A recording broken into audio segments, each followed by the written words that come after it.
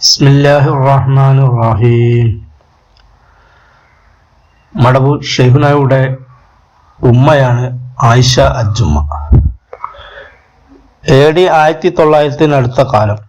മടവൂർ പെരിയട്ടിച്ചാലിൽ കുഞ്ഞിമൂസ മകൻ ഇമ്പിച്ചി മൂസക്ക് വിവാഹപ്രായമെത്തി. അനുയോജ്യമായ ഒരു ഇണക്ക് വേണ്ടി അന്വേഷണമായി. പറമ്പിൽക്കടവ് അടിയോളിയിൽ അബൂബക്കർ എന്നയാളുടെ മകൾ, പേര് ഹലീമ. ദീനി ചൈതന്യം ഉൾക്കൊണ്ട ഒരു പെൺകുടി. ഇരു കൂട്ടർക്കും യോജിപ്പ്. ഏവരും ആശിച്ച പോലെ ആ വിവാഹം നടന്നു.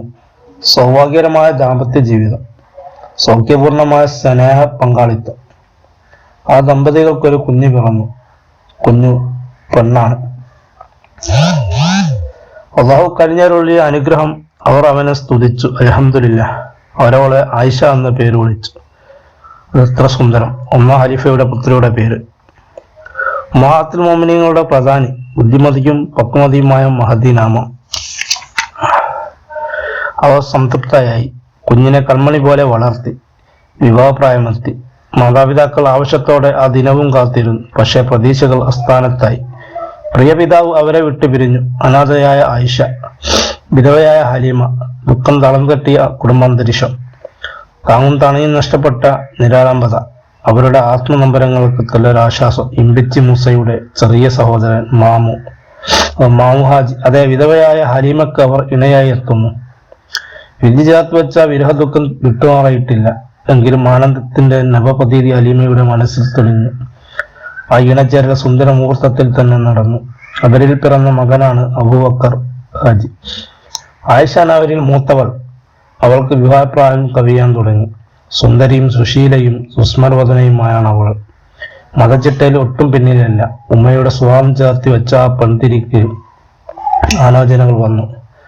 മടവൂരിലെ കുഞ്ഞിമാഹിങ്ങൾ മുസ്ലിയാരെ ആദ്യ വാരിയുടെ ആസ്മിക മരണം അവരെ വല്ലാതെ വലച്ചു. ആ വിടവ് നികത്താൻ ആയിഷ പര്യാപ്തയാണ്. എല്ലാവർക്കും പരിപൂർണ സമ്മതം. ആയിഷയുടെ മനസ്സ് വെമ്പൽ കൊണ്ടു. ആ ശുഭമുഹൂർത്തവും കാത്തുവൾ കഴിഞ്ഞു. ഇരു മനസ്സിലും ശോഭനഭാവങ്ങൾ അലതല്ലി. ദൈവീയ ഹിതം ചൊരിയുന്ന നാൾ. വിശ്വം കാണാൻ കൊതിച്ച വിശുദ്ധ കർമ്മ സുദിനം.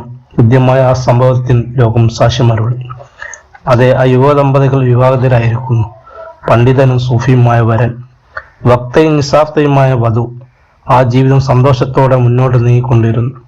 ഉമ്മയുടെ മരണം തളർത്തിയിരുന്ന മുഹമ്മദിൻ ആ മഹദി തണിയായി. മാതൃവാത്സല്യം തുല്യം പരിഗണിച്ചു. കളപ്പിലാവ് തറവാട്ടിൽ വീണ്ടും 2 ആൺകുസുമങ്ങൾ വിടാവുന്നു. മുഹമ്മദ് അബൂബക്കറും സൈനുദ്ദീനും. ആനന്ദത്തോടെ ആ കുരുന്നുകൾ വളരാൻ തുടങ്ങി. അവർക്കിടയിൽ പിൻകിടാങ്ങളായി ഫാത്തിമ, ആമിന, നഫീസ, റഹീമയും. 90 വർഷം ആ മാതാവ് ജീവിച്ചു. ഒരു യുഗപുരുഷനെ സമർപ്പിച്ചു. ത്യാഗനിർഭരായ ജീവിതം സമർപ്പിച്ചു.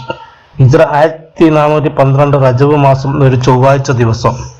അന്ന് ആ മഹദി ഏകലോഹം വിടിഞ്ഞു.